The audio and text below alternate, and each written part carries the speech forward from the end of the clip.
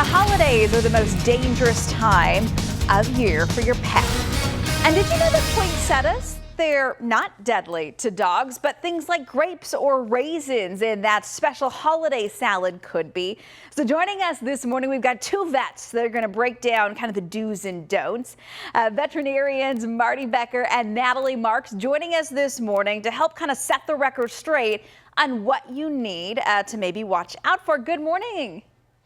Good morning, Good Kylie. morning, Kylie. You're on both sides of me. I've got a little Christmas tree as a prop, kind of having some fun this year. So what are some of the items that we might, think are dangerous to our pets, but really don't pose any type of threat?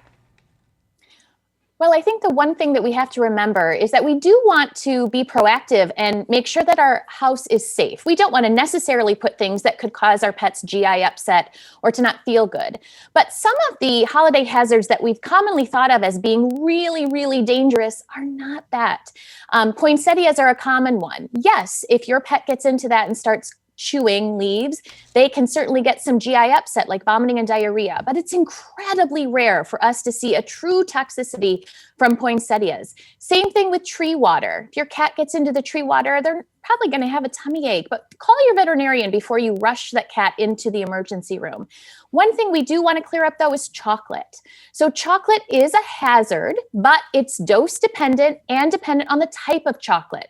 So as an example, if your dog eats about 3 ounces of chocolate and your dog is about 10 pounds, then we can start to see some issues.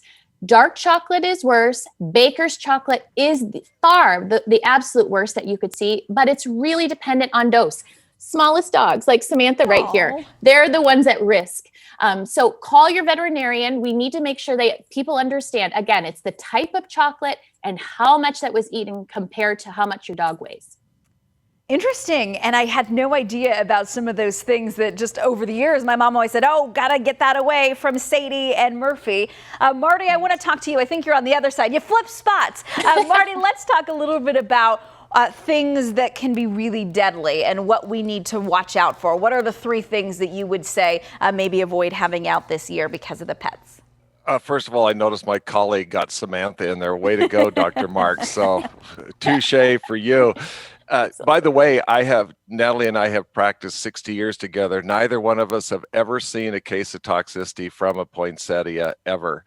And neither one of us have ever seen a death from a dog eating chocolate. And in talking to many of the experts that we spoke with that are in veterinary ER, only one of them had ever seen a toxicity from chocolate. So we just want to make sure you don't want them to eat chocolate, especially dark chocolate, but it's not a risk. Here's what is a risk: lilies. Lilies are lethal. That's a saying we have. Please do not have lilies in your house this Christmas, especially if you have cats, but even with dogs. And there may be something lurking in your purse. One stick of could kill a dog, and that is gum sweetened with xylitol, the artificial sweetener. One single stick of gum sweetened with xylitol can kill a 40-pound dog. So imagine if they eat the whole pack. And one of the things we see around the holiday times, the number one time that people call animal poison control is the month of December. Why?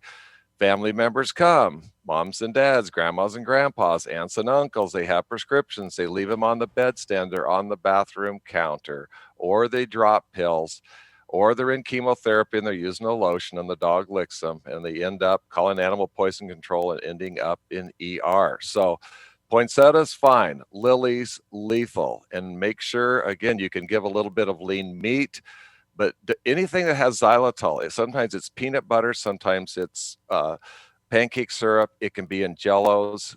Don't have something around with xylitol. I had no idea about the gum. Definitely something good to note. Thank you guys so much, Marty and Natalie. Marty, do you have a dog? Oh, you got to get your pup in there. Who is that, Marty? That's Cutie Pie.